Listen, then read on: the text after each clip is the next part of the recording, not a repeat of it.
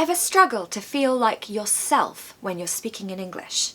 Ever feel like your true personality just doesn't come across? The personality you have will determine the language that you need to use. And I'm here to help you with that. Welcome back to English with Katharine. Today I've got a video for all you friendly, talkative, lovely extroverts out there, and just for anyone who'd like to be a bit more friendly and sociable when they're speaking in English. Now don't forget to watch till the end of the video because we've got a lovely word of the week, which is very relevant to this video. I'm going to show you how you can be your lovely extroverted self when you speak in English. Let's get started. First of all, some vocabulary for describing extroverts. Outgoing, sociable, the life and soul of the party. If you love meeting new people, you're naturally talkative, and a big social event leaves you feeling energized and renewed, then you're probably an extrovert, and you probably already know that. I am somewhere in between extrovert and introvert. I think they call it an ambivert. I'm now going to give you some language to use in certain contexts,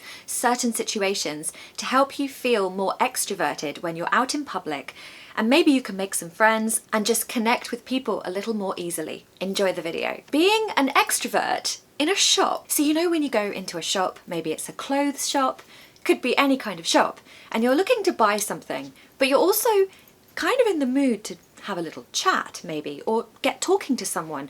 You're on your own and you're thinking this would be a perfect opportunity to practice my English. Sometimes it's an independent shop and the shop owner is standing there and there's not many customers in the shop, and actually it's very possible for you to start chatting to the shop owner. I'm a bit of an introvert, so this is not something I would do, but when I'm shopping in these kinds of shops, I overhear extroverted people doing this all the time. This is a lovely shop. Have you been open long? This is a question about how long they've been up and running as a shop. That will encourage the shop owner to start talking to you about how long the business has been going for. Do you have this in a 10? If it's shoes, you can say, do you have these in a size 6? That's my shoe size. Do you have this in any other colour? Do you have this in orange by any chance? Do you have this in blue? It's definitely my colour. Or you could compliment the shop owner. They love that. I just love the aesthetics of this shop. I just love what you've done with this shop. It's beautiful. I've never been in a shop like this before. I love the colour scheme in this shop. Where did you get your inspiration? Now that one is a real extrovert's question, because you need to be a bit brave to ask that question. It's quite a big question. But depending on where you are on the scale of extrovert, maybe that's perfect for you. Being an extrovert on the school run. Now, the school run is what we call the process of picking up your child from school or dropping them off. That's the school run. And when you're doing this, you might want to get into a conversation with another parent. You might see another mum, another dad waiting for their child, and you might think to yourself, oh, this is a perfect opportunity to get chatting to someone, and I don't know how.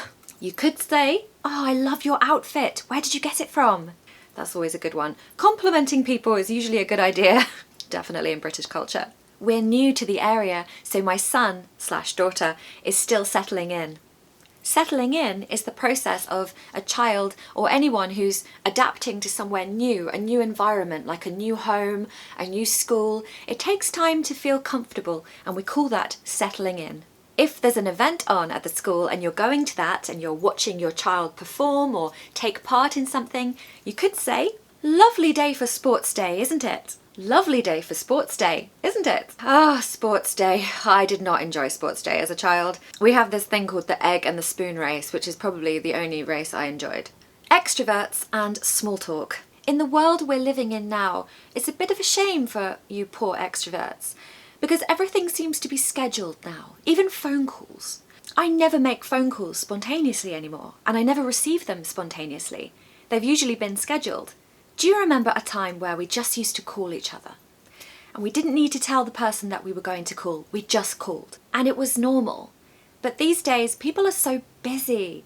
And this actually affects small talk and how often it happens.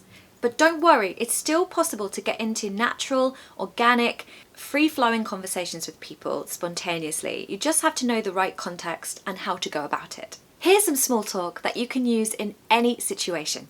Oh, what are you up to later on? What are you up to later on?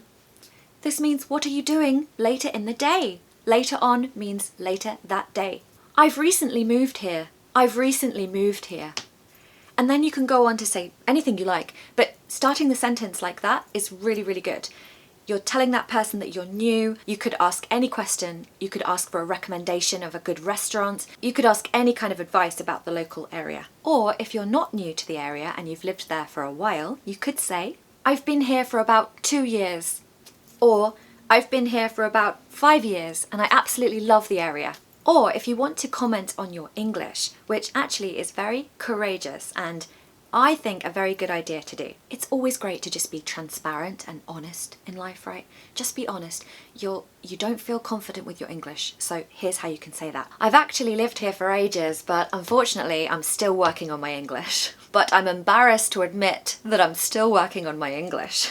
But I'm getting there. I'm getting there is a positive thing to say at the end of that, to say, I'm making progress. I will achieve it eventually. You could also say, I'm new to the area. I'm new to the area. That's when you feel really new, you don't know anyone, you don't know anything, you don't even know where the supermarket is, maybe. Oh, I've been looking forward to meeting my new neighbours. I've been looking forward to meeting my neighbours. Hi. Now, just a point on etiquette for meeting your neighbours. I've had a few students asking me, oh, what's the etiquette? Do you get your new neighbours a gift? Do you sort of make them some cookies or biscuits? And I was just like, no, none of that. Sorry, we don't do that. In fact, sometimes you won't even get into a chat with your neighbour, even if you've lived next to them for 5 or 6 years.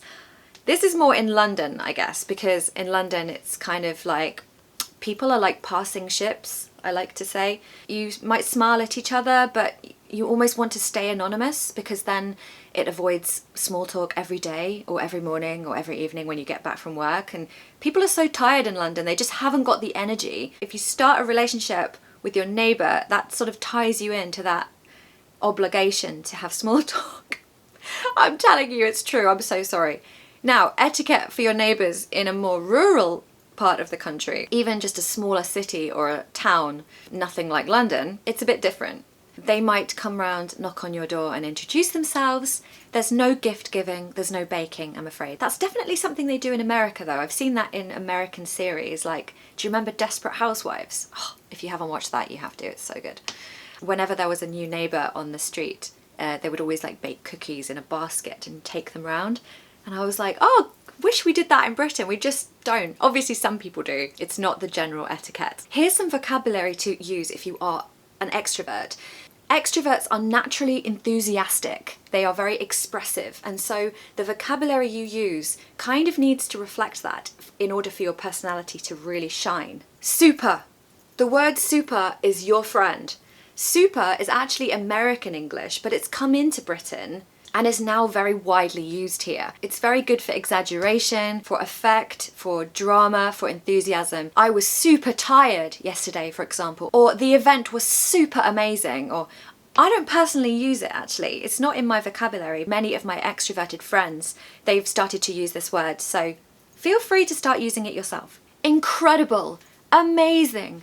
These big words are great for you because they give that positivity, they give that vibe of enthusiasm. It was out of this world.